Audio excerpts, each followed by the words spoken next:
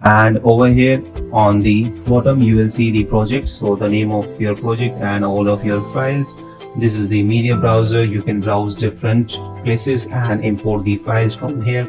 You have the online library, cloud library. You have the some information, and then you have the effects. So here you can search any kind of a effect and apply onto your videos. And these are the markers and then the history. All right, and if you click on this arrow you will see some of the items which are not shown over here depending on the screen size of your PC. And over here you will see the audio level. So this is the audio level, and over here you have the control of play, forward, and all these simple options which we'll learn later on. This is called the timeline. So this is the timeline where you will do all the editing, and over here you will see all these tools. So these are different tools, selection tool, and all these tools we'll learn later on.